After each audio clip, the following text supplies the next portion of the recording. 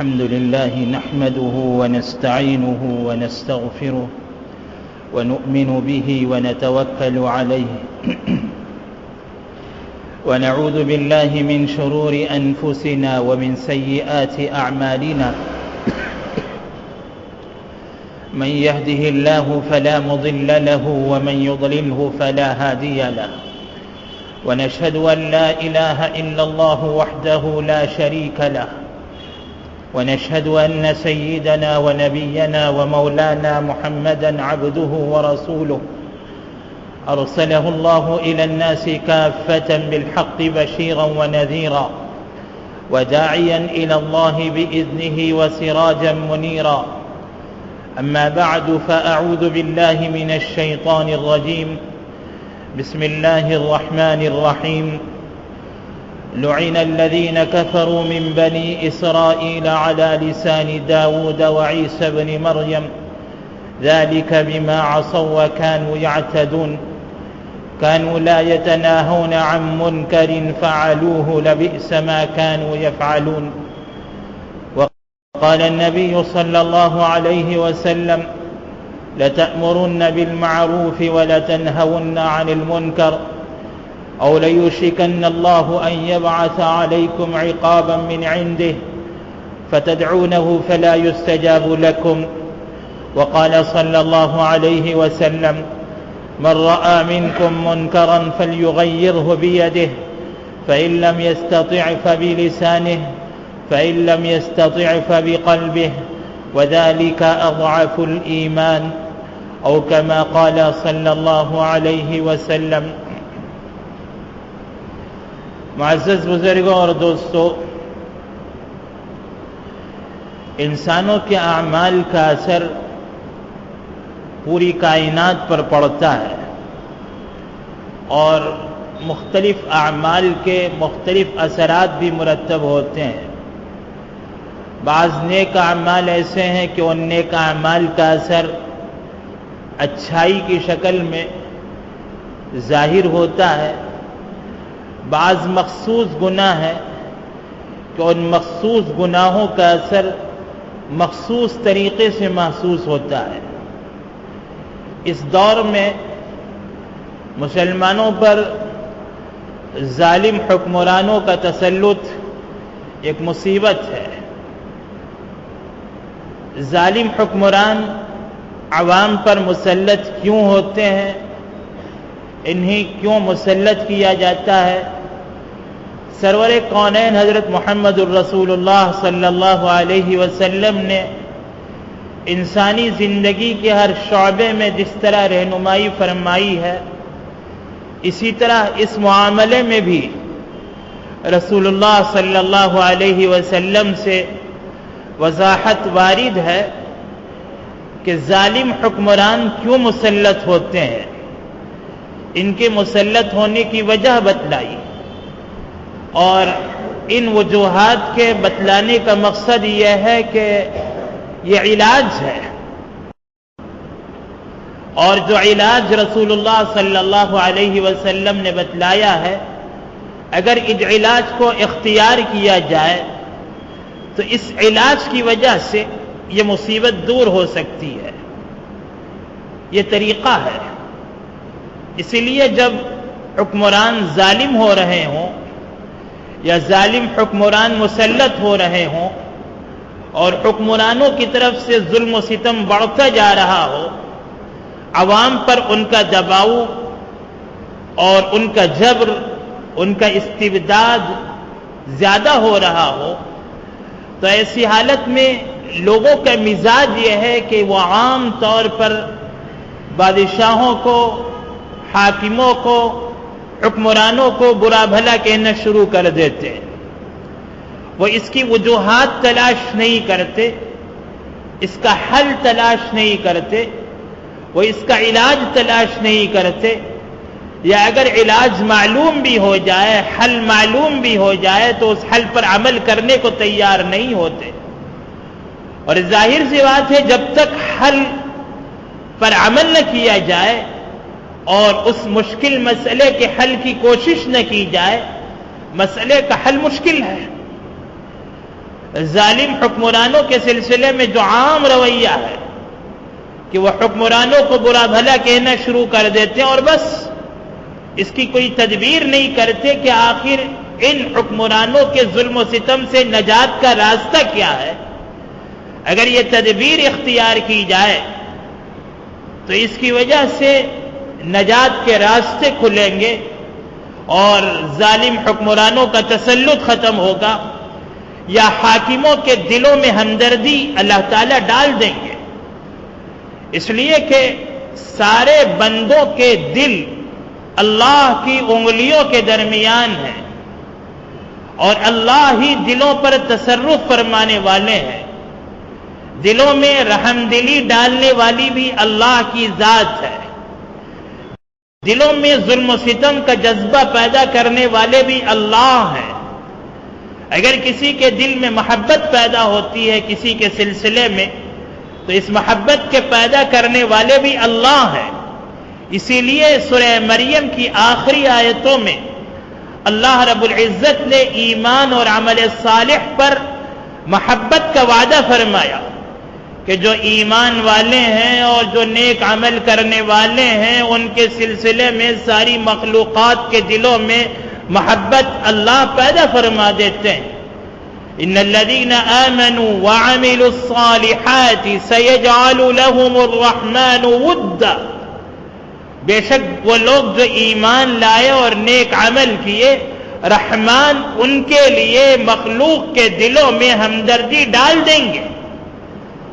اگر ایمان والوں کی طرف سے مسلمانوں کی طرف سے اللہ کے بندوں کی طرف سے مخلوق کے دلوں میں نفرت پائی جاتی ہے، بغض پایا جاتا ہے اور تشدد کے جذبات ابھرتے ہیں تو پھر ایمان والوں کو مسلمانوں کو اور مؤمنین کو چاہیے کہ وہ اپنا محاسبہ کریں، اپنے ایمان کی تجدید کریں، اپنے ایمان کو مضبوط کریں اور اپنے آپ کو نیک عمل کے راستے پر ڈال دیں.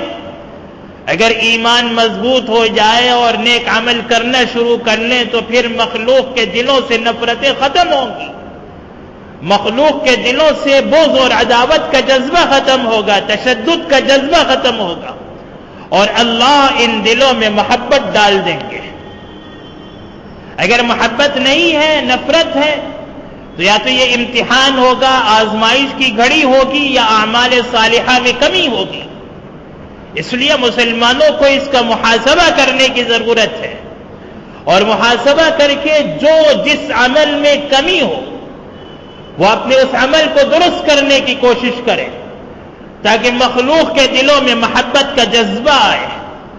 اس لیے کہ ساری مخلوق کے دل، سارے بندوں کے دل اللہ کی انگلیوں کے درمیان ہیں اور ان دلوں کو پھیرنے والے اللہ ہیں. اللہ ایمان اور عمل صالح کی برکت سے ان دلوں کو نفرتوں سے محبت کی طرف پھیر دیں گے. اللہ ان دلوں کو بغض و عداوت سے دوستی کی طرف گھما دیں گے. اللہ ان دلوں سے تشدد کے جذبات کو ختم فرما کر محبت اور ہمدردی کے جذبات ان دلوں میں ڈال دیں گے اور یہ اللہ کا تصرف ہے. اس لیے جب سارے بندوں کے دل اللہ کی انگلیوں کے درمیان ہیں تو حکام کے دل بھی، حاکموں کے دل بھی، بادشاہوں کے دل بھی، وزراء کے دل بھی اور جو حکمران ہیں ان سب کے دل بھی اللہ کے قبضے میں ہے، اللہ کی انگلیوں کے درمیان ہے. ان حکمرانوں کے دلوں میں ظلم کے جذبات کا پیدا ہونا یہ بھی اللہ کے تصرف سے ہے.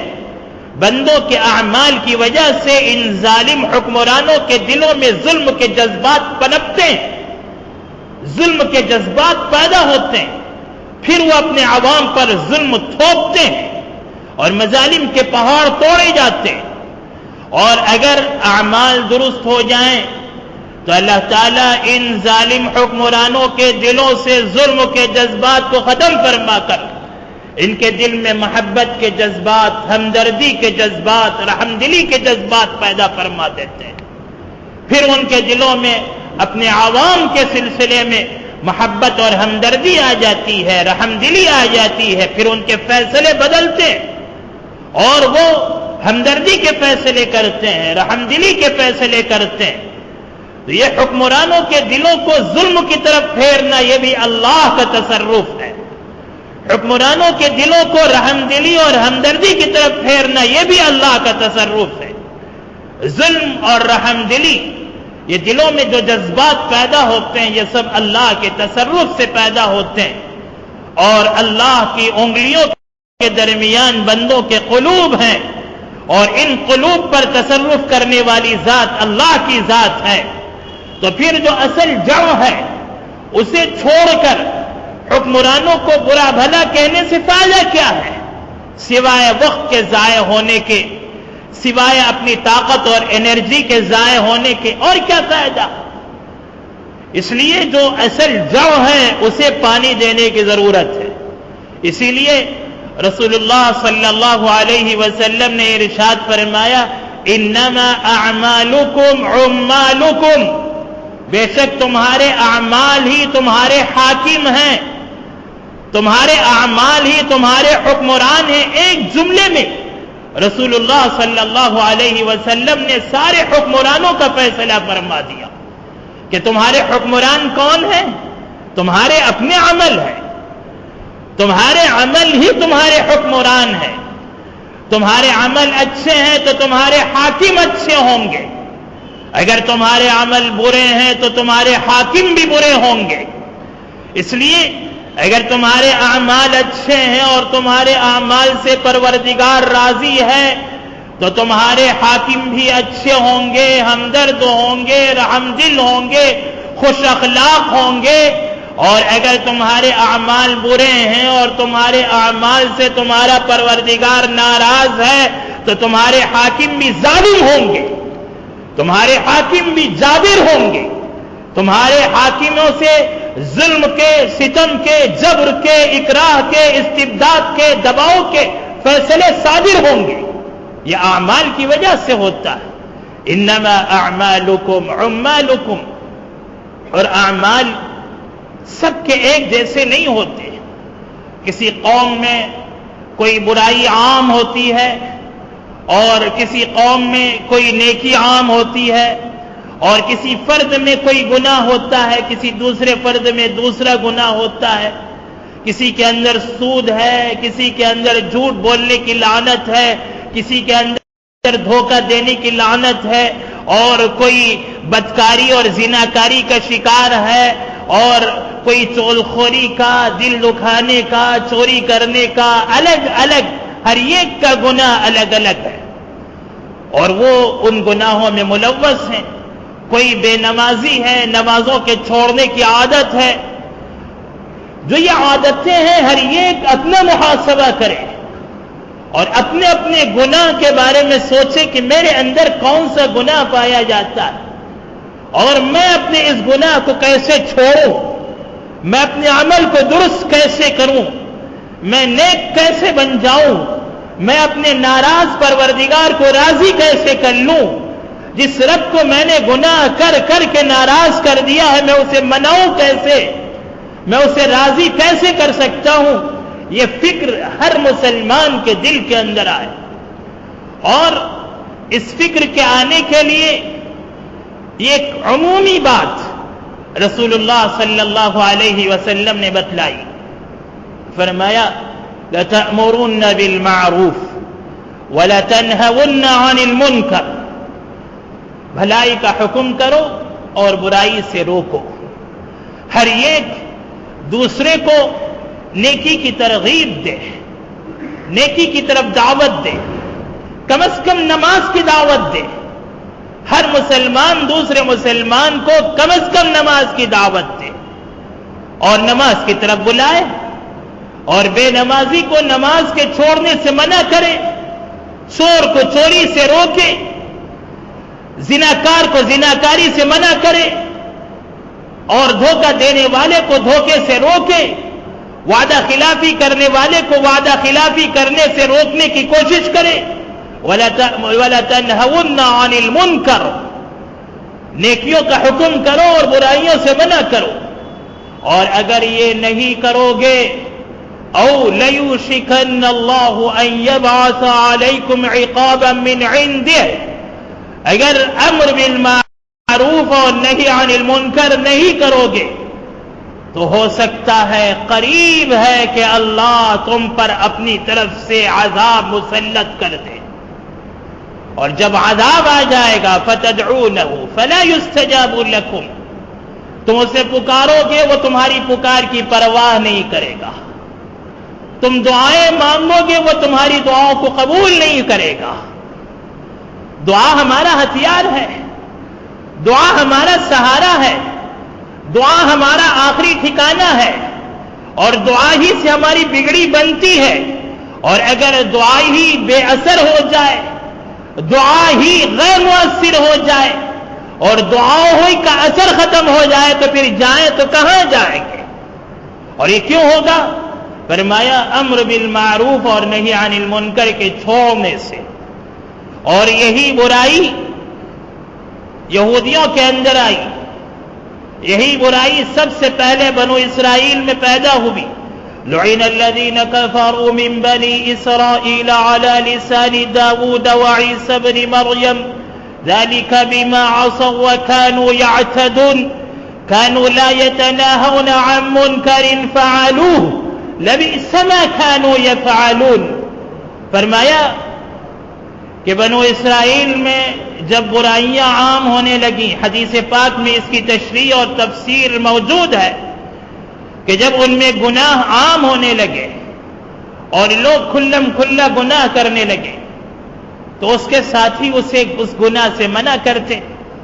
ایک بار کہتے کہ بھائی ایسا کیوں کر رہے ہو، یہ دھوکہ کیوں دے رہے ہو، ڈنڈی کیوں مار رہے ہو، جھوٹ کیوں بول رہے ہو، زناکاری کیوں کر رہے ہو، ایک بار منع کر دیتے، اور وہ رکنے والا تو نہیں ہوتا، رکتا نہیں۔ جب وہ اپنے گناہ سے باز نہیں آتا تو یہ منع کرنے والا پھر بھی اس سے دوستی رکھتا، اس سے محبت رکھتا، اس کے ساتھ میل جول رکھتا، اس کے ساتھ اٹھتا بیٹھتا کھاتا پیتا۔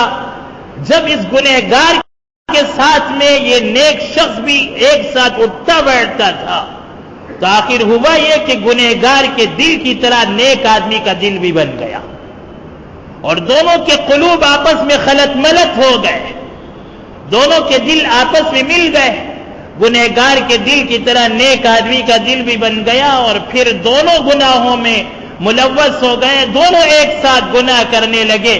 تو پھر وقت کے جلیل القدر پیغمبر جو اس قوم کی طرف مبعوث کیے گئے تھے، انہوں نے لعنت اور پھٹکار اتاری اس قوم پر۔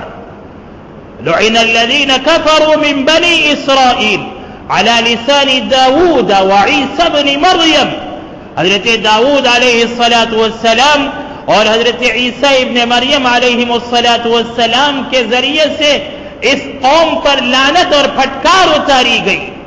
فرمایا کہ اے مسلمانوں، تم بھی ظالم کو ظلم سے منع کرتے رہو، ظالموں کو ظلم سے روکتے رہو، گنہگاروں کو گناہوں سے منع کرتے رہو۔ اگر ایسا نہیں کرو گے، نہی عن المنکر کو چھوڑ دو گے، گناہوں سے منع کرنے کا یہ فریضہ تم چھوڑ دو گے، اور ایک مسلمان دوسرے مسلمان کو گناہ کرتا ہوا دیکھ کر اس کا دل نہ کوڑے اور اس کے دل کے اندر کوئی کڑن محسوس نہ ہو، وہ ایک مسلمان کو گناہ کرتا ہوا دیکھ کر تڑپ نہ جائے، وہ ایمان کی کمزوری کے نچلے درجے میں پہنچ گیا۔ اس سے نچلا درجہ کوئی نہیں ہے، اور ایسے کمزور ایمان والوں پر اللہ ترس بھی نہیں کھاتے، اللہ رحم بھی نہیں فرماتے، اور ایسے کمزور ایمان والوں کی اللہ کو کوئی پرواہ نہیں ہے۔ اس لیے جب اللہ کی نافرمانیاں ہو رہی ہوں تو دل میں کڑن تو کم از کم آنی چاہیے، اور اگر یہ کڑن بھی محسوس نہ ہو، دل میں چبھن بھی محسوس نہ ہو، تو ایمان کا جو آخری درجہ ہے وہ بھی ختم ہو گیا، اور جب وہ بھی ختم ہو گیا تو پھر حضرت ابو الدرداء رضی اللہ عنہ فرماتے ہیں کہ اے امت مسلمہ کے لوگوں، تم امر بالمعروف اور نہی عن المنکر کا فریضہ انجام دیتے رہو، لوگوں کو نیکی کا حکم کرتے رہو اور برائیوں سے منع کرتے رہو، ورنہ اللہ ظالم حکمرانوں کو تمہارے اوپر مسلط کر دیں گے۔ پھر تم دعائیں مانگو گے، اللہ تمہاری دعاؤں کو قبول نہیں فرمائیں گے۔ تمہارے برگزیدہ ہستیاں، تمہارے نیک بزرگ لوگ جنہیں تم بہت بزرگ سمجھتے ہو، زندہ ولی سمجھتے ہو، وہ دعا کریں گے، ان کی دعائیں بھی قبول نہیں ہوں گی۔ بزرگ، برگزیدہ ہستیاں، زندہ ولی، اللہ کے اولیاء، یہ بھی دعا کریں قبول نہیں ہوگی۔ کیوں نہیں ہوگی؟ اس لیے کہ تم نے امر بالمعروف اور نہی عن المنکر چھوڑ دیا۔ اس لیے رسول اللہ صلی اللہ علیہ وسلم نے فرمایا من رأى منکم منکرا فلیغیرہ بیدہ، تم نے سے جو گناہ کو ہوتا ہوا دیکھے اپنے ہاتھ سے روکے۔ تمہارے ماتحت ہیں، تم اپنی بیوی کو تو منع کر سکتے ہو، اپنی اولاد کو روک سکتے ہو، جو تمہارے ماتحت ہیں انہیں روک سکتے ہو، تو اپنے ہاتھ سے روکو، انہیں منع کرو۔ اور جن پر تمہارا ہاتھ نہیں چل سکتا تو کم از کم زبان سے منع کرو۔ اور اگر کسی کو زبان سے منع کرنے کی بھی ہمت نہیں ہے تو آخری درجہ یہ ہے کہ کوئی مسلمان گناہ کر رہا ہو تو اس کے گناہ کو دیکھ کر دل میں کڑن محسوس کرو، اپنے دل کے اندر چبھن محسوس ہو کہ ہائے مسلمان گناہ کر رہا ہے، یہ سوچ کر جو کڑن ہوگی، یہ کڑن ایمان کا آخری درجہ ہوگا۔ وذالک اضعف الایمان۔ اور اگر گناہ ہوتا ہوا دیکھیں اور کوئی احساس دل کے اندر نہ ہو، یہ تو گناہ ہوتا ہوا، گناہ کرنا تو دور کی بات ہے، خود گناہ کرنا تو دور کی بات ہے، کوئی دوسرا مسلمان گناہ کر رہا ہو اور اس گناہ کو ہم ہوتا ہوا دیکھے اور دل میں کڑن محسوس نہ ہو تو فرمایا کہ یہ ایمان کا آخری درجہ بھی گیا۔ وذالک اضعف الایمان۔ اس لیے کم از کم آخری درجے میں تو رہو۔ گناہوں کو دیکھ کر گناہوں کی نفرت اور گناہوں کا بغض، گناہوں پر کڑن اپنے دل کے اندر آ جائے تو یہ تو کم از کم سمجھ جاؤ کہ ہاں ہم ایمان کے ضعیف ترین، کمزور ترین درجے پر تو موجود ہیں۔ اور اگر یہ درجہ بھی نہیں رہا تو پھر ایمان کا اور کون سا کمزور درجہ رہے گا؟ اگر یہ کون آ جائے، اگر یہ جذبہ آ جائے تو ظالم حکمرانوں کا تسلط ختم ہوگا اور اللہ تعالیٰ اس مصیبت سے نجات عطا فرمائیں گے۔ حدیث شریف میں اسی کو فرمایا انما اعمالکم اعمالکم، اپنے اعمال کو سدھار لو تمہارے حکمران بھی سدھر جائیں گے۔ تو حاکموں کو سدھارنا یہ ہمارے اعمال میں، ہمارے ہاتھوں میں ہے۔ اللہ تعالیٰ ہمیں عمل کی توفیق عطا فرمائے، امر بالمعروف اور نہی عن المنکر کے اس اہم فریضے کی ادائیگی کی اللہ ہم میں سے ہر ایک کو توفیق عطا فرمائے۔ آمین۔ وآخر دعوانا ان الحمد للہ رب العالمین۔